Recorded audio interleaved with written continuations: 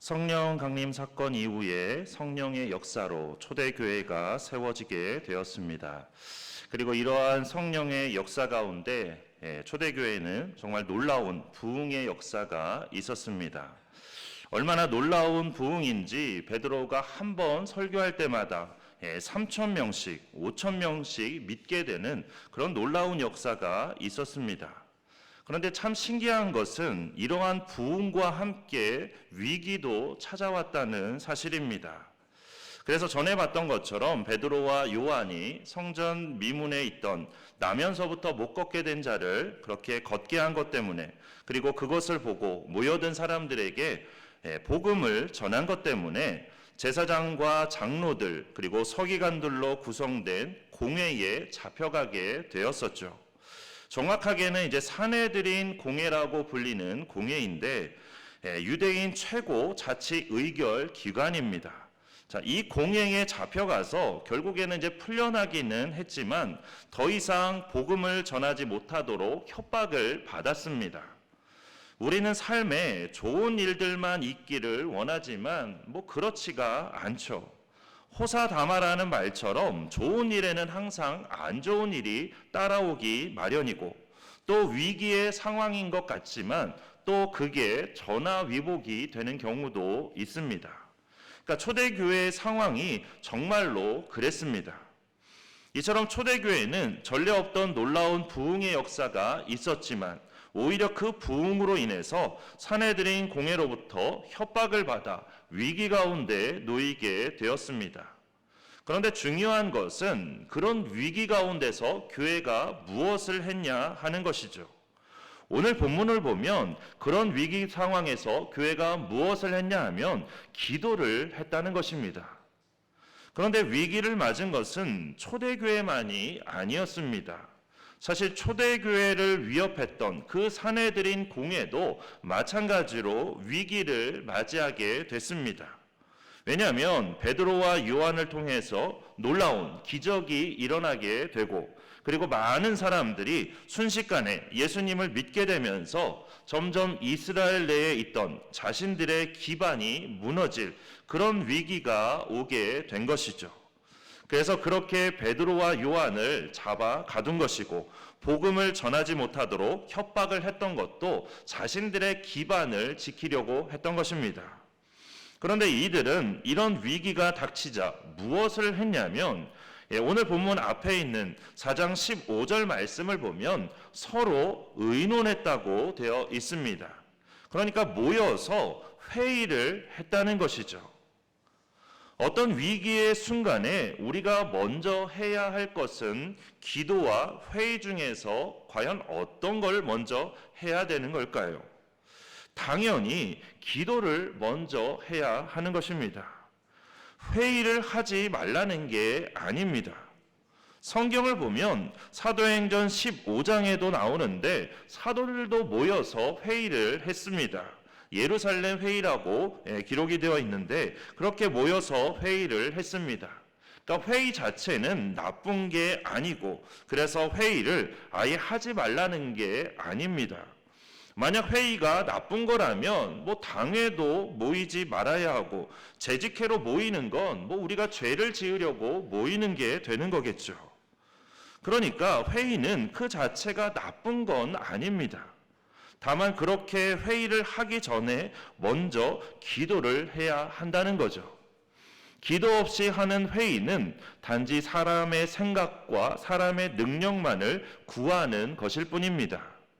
사람의 생각과 사람의 능력만으로 문제를 해결하려고 하다 보니까 결국 실패할 때도 많게 되는 것이죠. 하지만 기도는 하나님의 뜻과 하나님의 능력을 구하는 겁니다.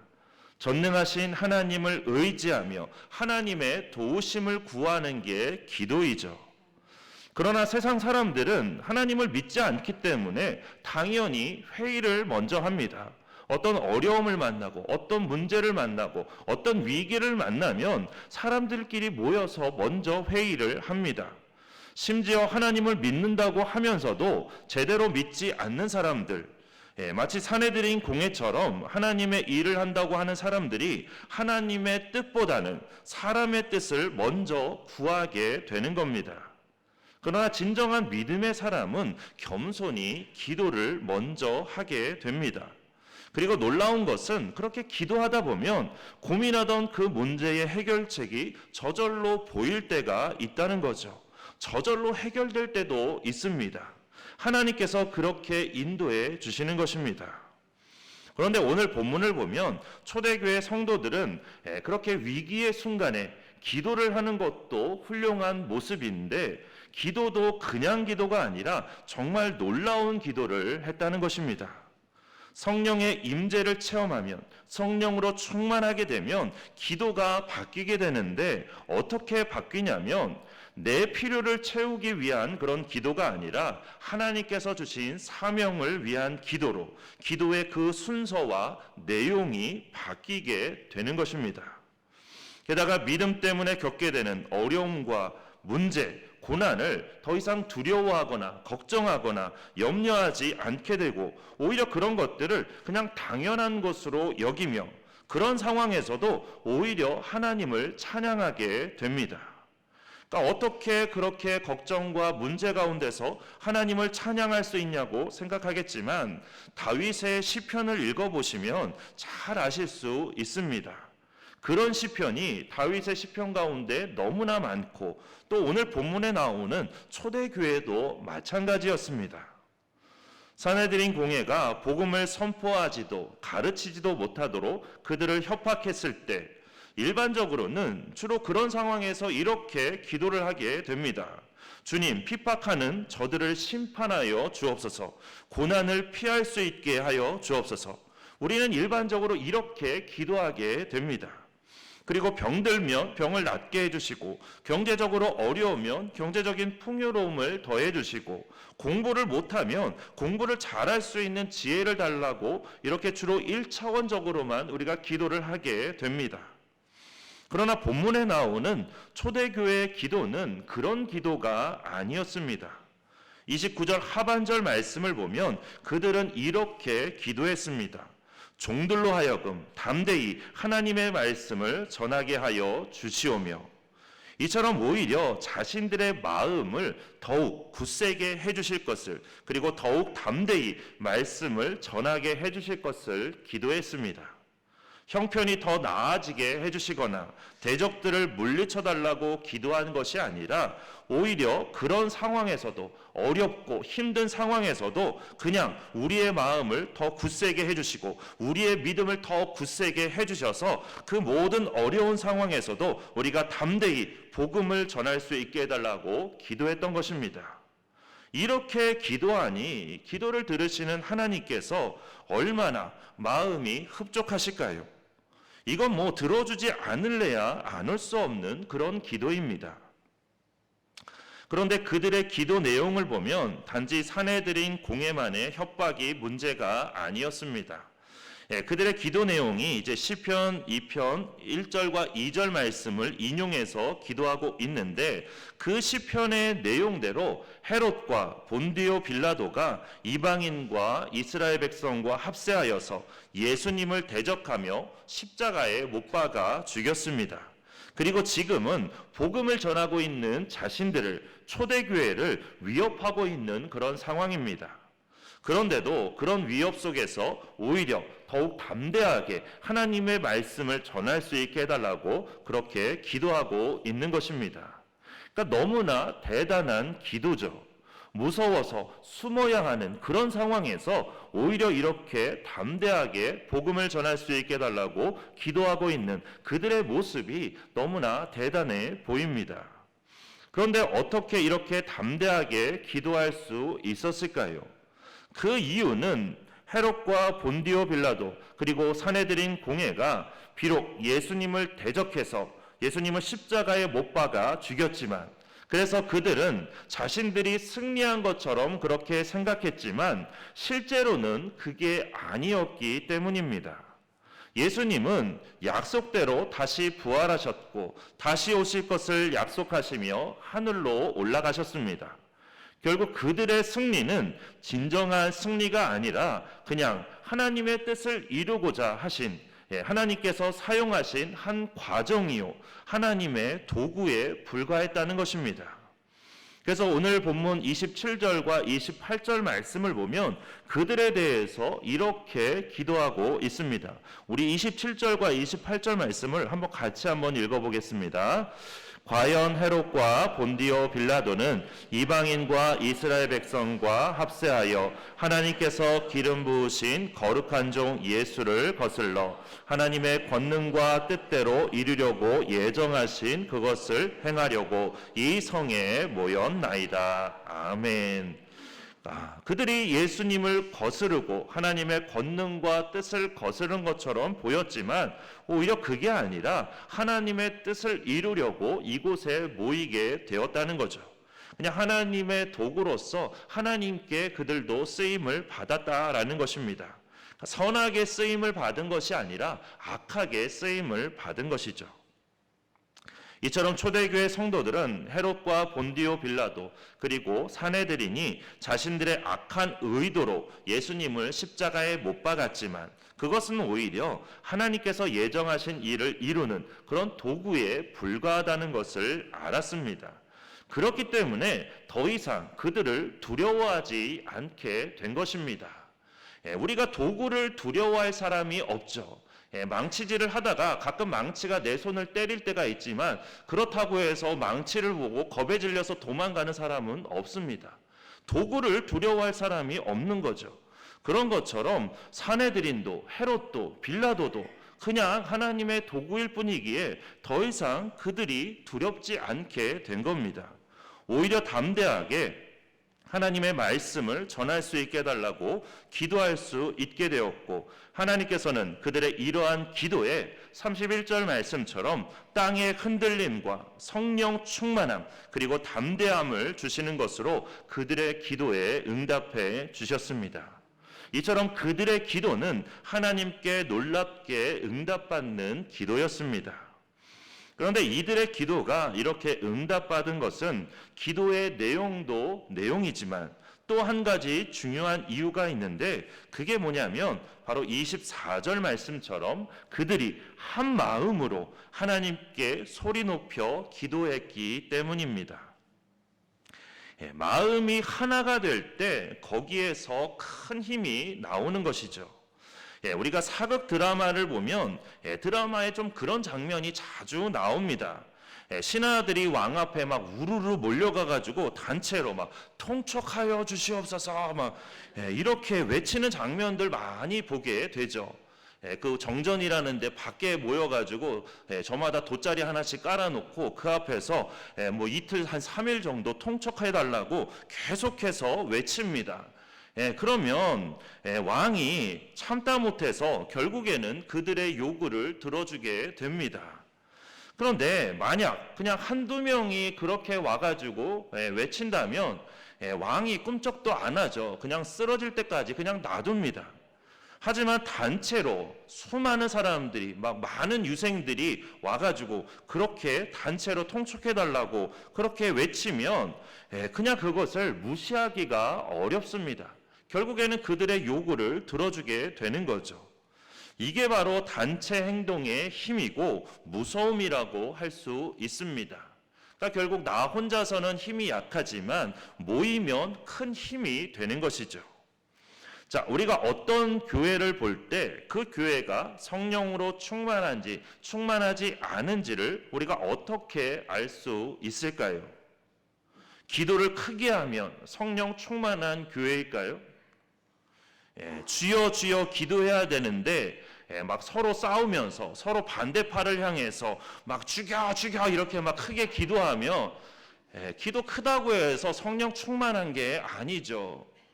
죽여 죽여 막 그렇게 기도하는 거 뭐 정말로 그렇게 기도하지는 않겠지만 그 기도의 내용들이 정말로 죽여달라는 그런 내용과 별반 다를 바가 없습니다.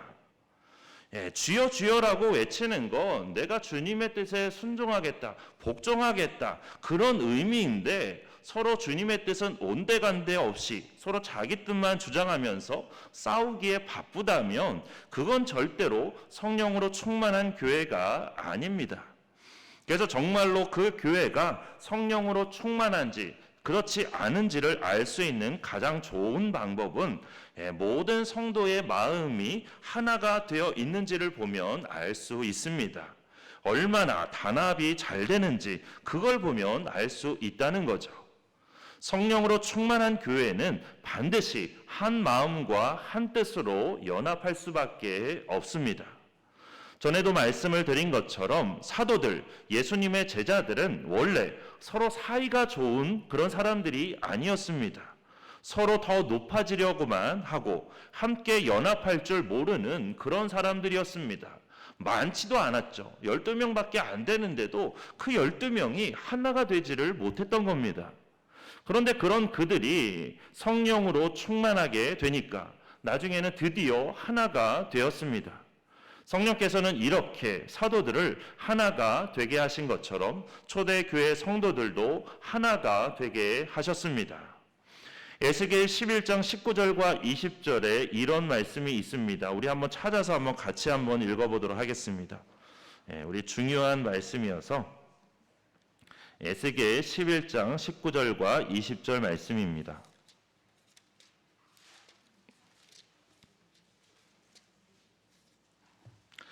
구약 1163쪽입니다.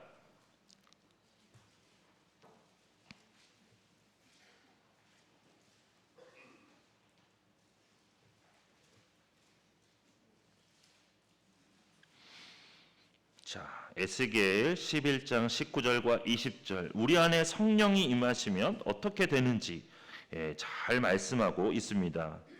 에스겔 11장 19절과 20절 말씀 우리 한 목소리를 함께 읽겠습니다.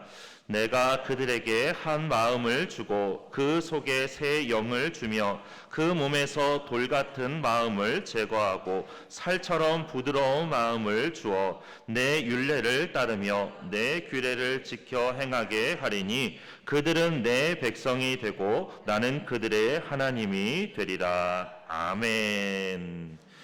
성령께서 우리 가운데 역사하시면 이런 일들이 일어나게 된다는 겁니다. 그래서 믿는 무리 곧 예루살렘 성도들은 이처럼 한 마음과 한 뜻이 되었습니다. 성령께서 그들을 그렇게 하나 되게 만드셨던 것이죠. 그리고 이렇게 한 마음과 한 뜻이 되자 그게 겉으로 어떻게 표현이 되어서 나타났냐면 32절 말씀에 이렇게 기록되어 있습니다. 믿는 무리가 한 마음과 한 뜻이 되어 모든 물건을 서로 통용하고 자기 재물을 조금이라도 자기 것이라 하는 이가 하나도 없더라. 통용이라는 것은 공동으로 사용한다는 그런 뜻이죠. 자신이 소유한 것을 하나님께서 잠시 맡겨두신 것으로 그렇게 여기면서 언제든지 주님을 위해서 공동체를 위해서 기쁨으로 내놓았다는 뜻입니다. 그러니까 우선순위가 바뀌었다는 말이죠. 그동안에는 나와 내 가족만을 위한 삶을 살았다면 이제는 주님과 주님의 나라를 위한 삶이 먼저가 되었다는 겁니다. 그렇기 때문에 주님의 몸된 교회를 위해서 주님 안에서 형제, 자매된 지체들을 위해서 내 것을 아낌없이 내놓을 수 있었던 것입니다. 그래서 이러한 나눔이야말로 성령 충만과 신앙생활의 최고봉이라고 할 수 있습니다. 그런데 우리는 이러한 통용에 대해서 우리가 좀 오해할 수 있는데 이러한 통용은 그냥 좀 있는 사람들이 잘 나누기만 하면 된다고 그렇게 생각할 수 있습니다. 하지만 절대로 그렇지가 않습니다. 있는 사람들이 잘 나눈다고만 이런 통용이 되는 게 아닙니다. 나누는 이들이 잘 나누는 것도 너무나 중요하지만 받는 이들도 잘 받아야만 이런 통용이 이루어지는 겁니다. 무슨 말이냐면 나누는 이들도 욕심이 없이 나눌 수 있어야만 그래서 자신이 필요한 만큼만 가져가야만 그런 통용이 이루어질 수 있는 겁니다. 공짜라고 해서 막 그냥 필요하지도 않은데 다 가져가 버리면 그러면 통용이 이루어질 수가 없는 거죠.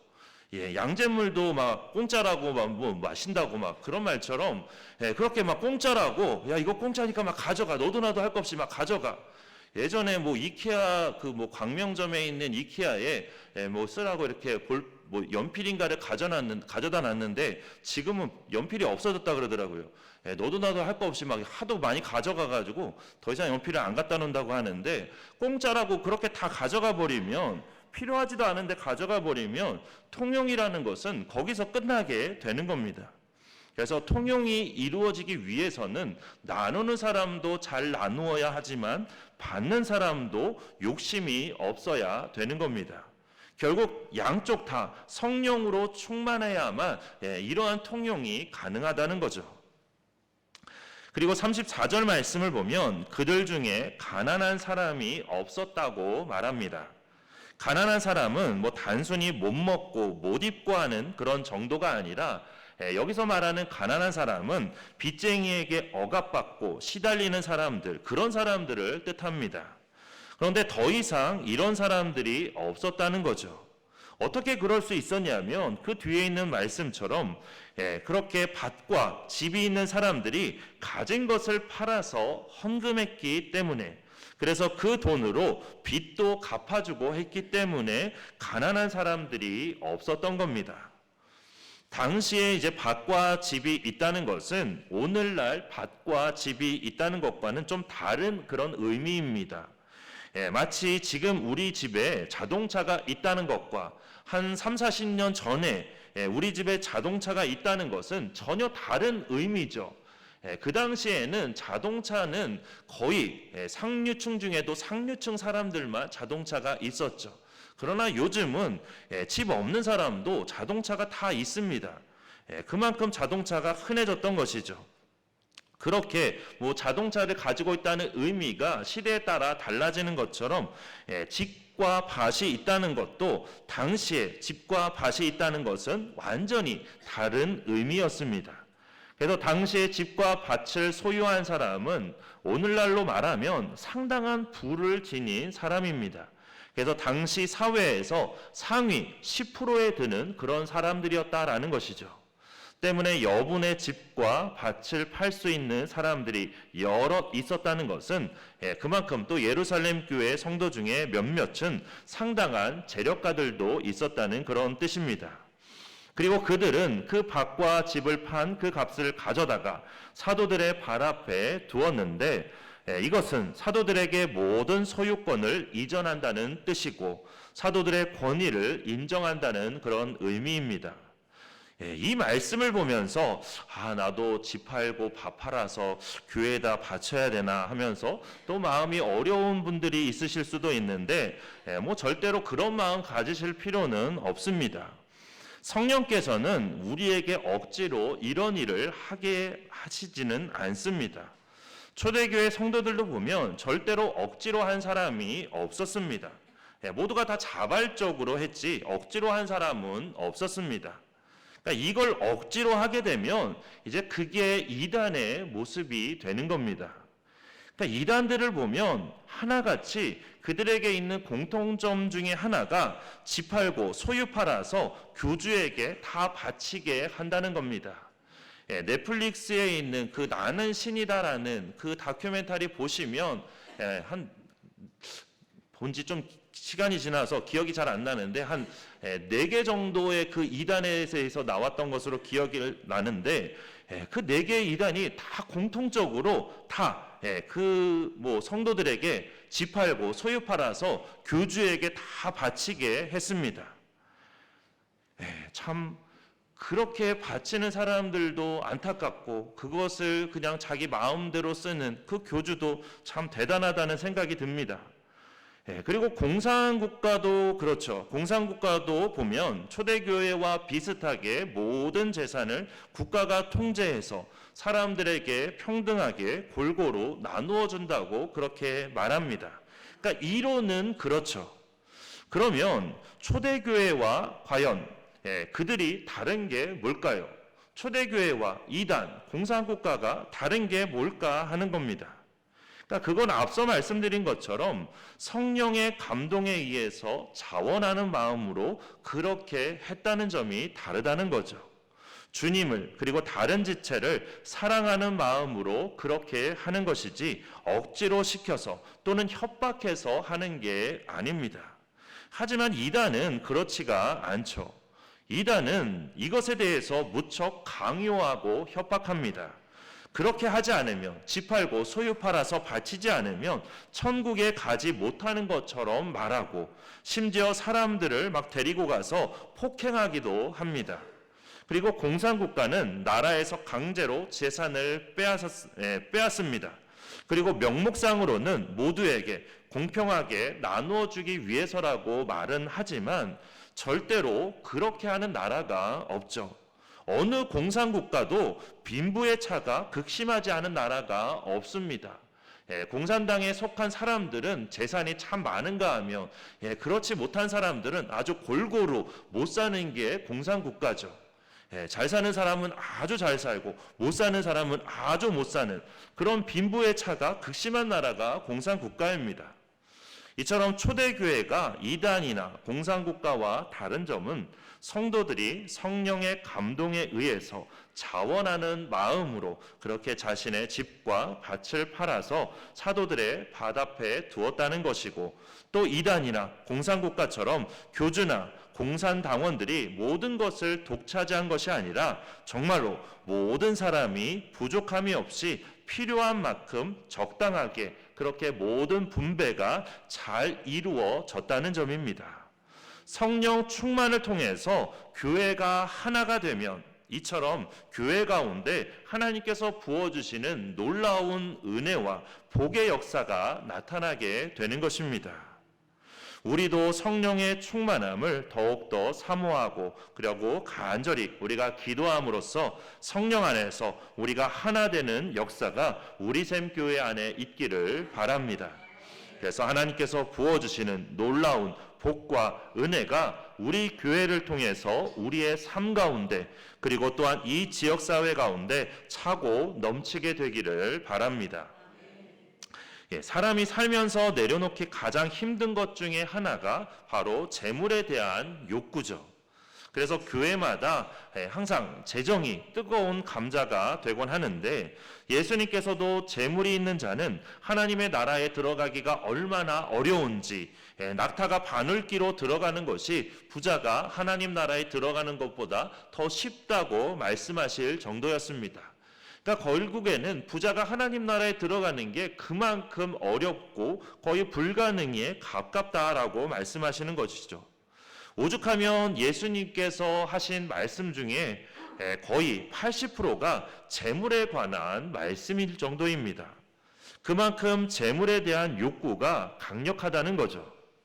그런데도 초대교회가 그렇게 재물에 대한 욕구를 내려놓을 수 있었던 이유는 바로 은혜를 받았기 때문입니다.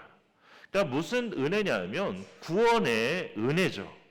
이 땅에서의 삶이 아니라 영원한 천국을 더 바라보며 소망하게 된 것입니다. 그래서 더 이상 이 땅의 것을 그렇게 소중하게 여기지 않게 된 것이죠. 더 이상 재물에 얽매여 살아가지 않게 된 것입니다. 그래서 그렇게 나눌 수 있었던 겁니다. 요즘 뉴스를 보면 참 황당한 사건들이 많습니다. 멀쩡히 관광버스 타고서 고속도로를 달리고 있는데 반대편 차선에서 갑자기 화물차 타이어가 날아와서 관광버스에 박혀가지고 수많은 사상자가 발생하는가 하면, 며칠 전 뉴스에서는 또 예전에 제가 좀 서울에 살 때 자주 갔던 장소 중에 하나인 그 연신내라는 곳에서 어느 70대 남성분이 몰던 그 SUV가 엄청난 속도로 그렇게 막 돌진하면서 8중 추돌 사고가 나서 수많은 사상자가 발생하기도 했습니다. 정말 그런 뉴스를 보면 우리의 삶이라는 게 정말 언제 어떻게 될지 모르는 게 우리의 삶이구나, 그런 생각을 하게 됩니다. 그리고 사실 우리가 정말로 그런 생각이 든다면 정말로 우리의 삶이 어떻게 될지 알 수 없고 또 예수님께서 언제 다시 이 땅에 오실지 우리가 알 수 없다면, 그래서 당장 내일이라도 오실 수 있다고 우리가 생각한다면 우리는 더 이상 이 세상의 것들이 그렇게 중요한 게 아니라는 걸 깨닫게 됩니다. 재물이 중요한 게 아니라는 걸 깨닫게 되는 거죠. 왜냐하면 그런 것들은 곧 사라질 것들이라는 걸 잘 알기 때문입니다.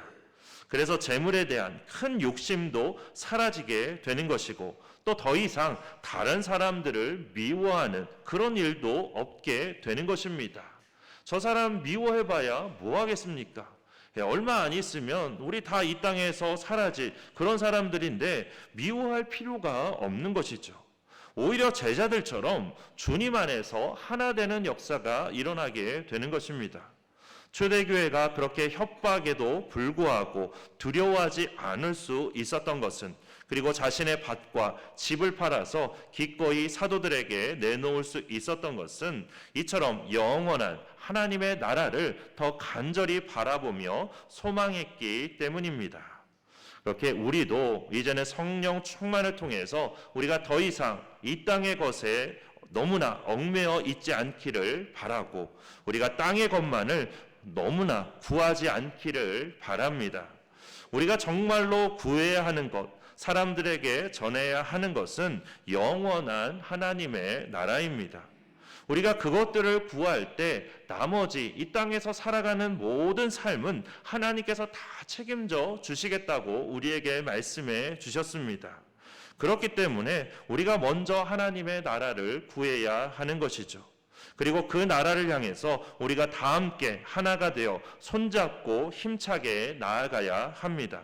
서로 나누고 돕고 베풀며 함께 갈 때 우리는 그 안에서 하나님께서 이루시는 놀라운 역사를 보게 될 것입니다. 그렇게 우리가 그동안 중요하다고 생각했던 것들, 어쩌면 주님보다 더 주인 삼았던 것들, 그 모든 것들을 우리가 다 내려놓고 오직 성령의 충만함 가운데 먼저 주님의 나라와 주님의 의를 구하는 우리 모두가 되기를 주님의 이름으로 축원합니다. 이 시간 우리 주신 말씀 생각하면서 우리 내가 주인 삼은 함께 찬양하겠습니다. 우리 찬양하면서 하나님, 우리가 그동안 세상의 헛된 것들을 너무나 쫓아 살아왔습니다. 주님 아닌 것들을 우리가 주인 삼고 살아왔습니다. 우리가 하나님, 주님보다도 더 사랑했던 이제 그 모든 것들을 다 내려놓고 이제는 오직 주님만 사랑하겠습니다. 그래서 거친 풍랑에도 깊은 바다에도 하나님, 우리가 더 이상 두려워하지 않고 잠잠하게 주님만 바라보겠습니다. 이런 우리의 마음의 고백을 담아서 함께 찬양하도록 하겠습니다. 내가 주인 삼을 모든 것 내려놓고 내 주 대신 주 앞에 나가 내가 사랑했던 모든 것 내려놓고 주님만 사랑해. 내가 주인 삼은 주인 삼은 모든 것 내려놓고 내 주 대신 주 앞에 나가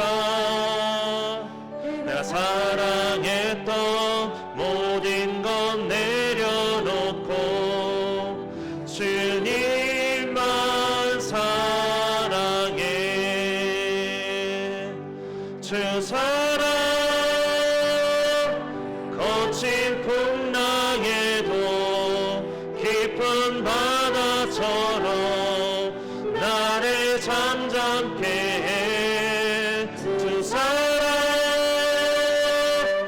내 영혼의 반석 그 사랑 위에 서리. 우리 다시 한번 찬양하겠습니다. 내가 주인 삼은 주인 삼은 모든 것 내려놓고 내 주 대신 주 앞에 나가 내가 사랑했던 모든 것 내려놓고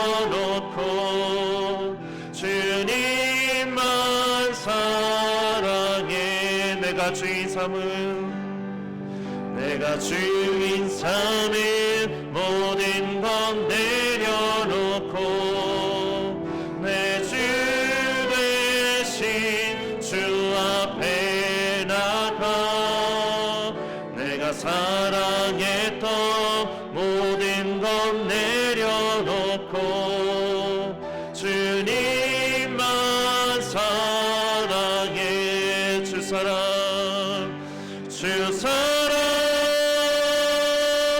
거친 풍랑에도 깊은 바다처럼 나를 잠잠케 해. 주 사랑 내 영혼의 반석 그 사랑 위에 서리. 주 사랑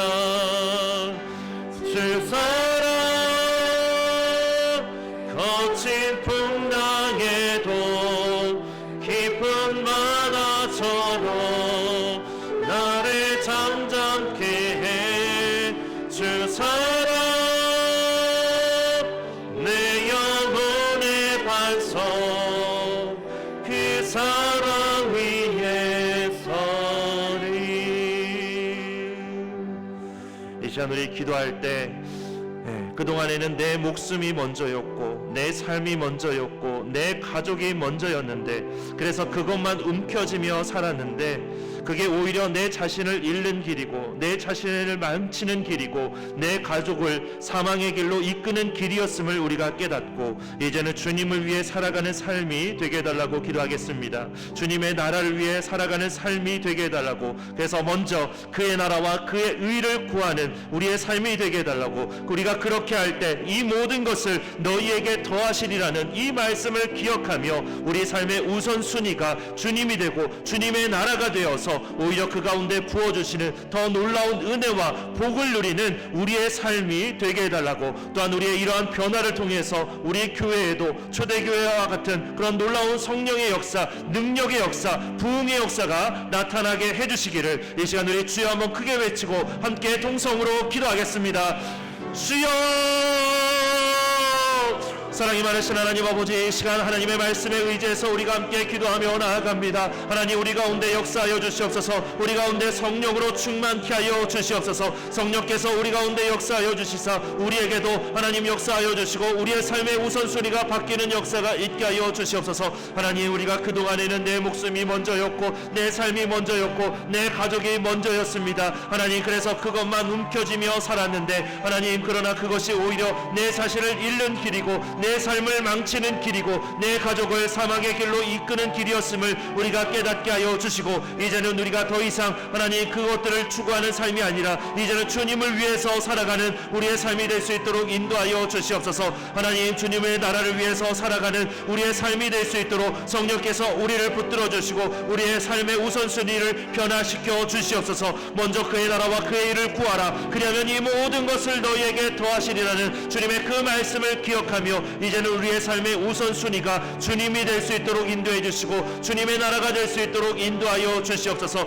그래서 우리의 삶 가운데 부어주시는 더 놀라운 은혜와 복이 우리의 삶 가운데 더 풍성하며 가득한 역사가 있게 하여 주시옵소서. 하나님, 또한 우리의 이러한 변화를 통해서 하나님 우리 교회에도 초대교회와 같은 놀라운 성령의 역사가 있게 하여 주시옵소서. 놀라운 능력의 역사가, 놀라운 부흥의 역사가 있게 하여 주시옵소서. 그래서 우리 교회 안에도 하나님 놀라운 기도의 역사들이 있게 하여 주시고 우리 모두가 주님 안에서 하나 되는 역사가 있게 하여 주시옵소서. 그래서 하나님, 우리 교회를 통해서 하나님 우리의 삶 가운데 부어주시는 놀라운 복과 은혜가 가득하게 하여 주시고 우리 교회를 통해서 이 지역사회에 하나님께서 부어주시는 크신 은혜의 역사가, 하나님 크신 복의 역사가 차고 넘칠 수 있도록 인도하여 주시옵소서. 하나님, 우리를 변화시켜 주시고 우리를 새롭게 하여 주시고 우리를 통해서 하나님의 크신 역사가, 하나님의 아름다운 역사가 이루어지는 놀라운 일들이 있게 하여 주시옵소서. 하나님, 역사하여 주시옵소서.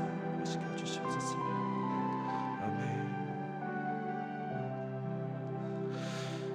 사랑의 하나님, 우리 가운데 역사하여 주시옵소서. 성령께서 우리에게도 충만히 임하여 주시옵소서. 그래서 우리의 삶의 우선순위가 바뀔 수 있도록 인도하여 주시옵소서. 더 이상 내가 먼저가 되지 않게 해주시고 내 가족이 먼저가 되지 않게 하여 주시고 주님의 말씀에 따라서 주님을 위해 살아가는 삶, 주님의 나라를 위해 살아가는 삶이 될 수 있도록 인도하여 주시옵소서. 그래서 오히려 우리의 삶 가운데 더 놀랍게 부어주시는 하나님의 은혜와 복이 가득한 삶을 살아갈 수 있도록 인도하여 주시옵소서. 또한 우리의 이러한 변화를 통해서 우리 교회 안에도 초대교회와 같은 놀라운 성령의 역사, 능력의 역사, 부흥의 역사가 있게 하여 주시옵소서. 그래서 우리 모두가 더욱더 주님 안에서 하나 되게 하여 주시고 함께 한마음 한뜻으로 하나님 앞에 부르짖게 하여 주시고 그 모든 기도의 응답을 통해서 하나님 우리 가운데 놀라운 하나님의 크신 역사가 이루어지며 우리를 통해서 하나님 이 지역사회 가운데 하나님의 크신 역사가 하나님의 놀라운 복음의 역사가 이루어질 수 있게 하여 주시옵소서. 우리가 놀라운 복의 통로가 되어서 교회를 통해서 우리의 삶 가운데 부어주시는 놀라운 복이 있게 하여 주시고 우리 교회를 통해서 이 지역사회가 복을 받는 놀라운 역사가 있게 하여 주시옵소서. 하나님 우리의 이런 변화를 통해서 우리가 하나님 앞에 아름답게 쓰임받고 하나님의 크신 영광을 나타내는 우리의 삶이 되고 우리 교회가 될 수 있도록 인도하여 주시옵소서. 성령께서 우리 가운데 역사하여 주시고 우리를 변화시켜 주시고 우리를 이끌어 주실 줄 믿고 감사드리며 예수 그리스도의 이름으로 기도드립니다. 아멘. 이제는 우리를 죄와 사망에서 구원해 주신 예수 그리스도의 은혜와 하나님 아버지의 지극히 크신 사랑하심과 항상 우리 가운데 거하셔서 깨닫게 하시고 믿게 하시며 승리하게 하시는 성령님의 역사가 이제는 주님 우선순위의 삶을 살기로 다짐하는 주님의 모든 백성들과 그 삶의 자리 위에 이제로부터 영원토록 함께 계시기를 간절히 축원하옵나이다. 아멘.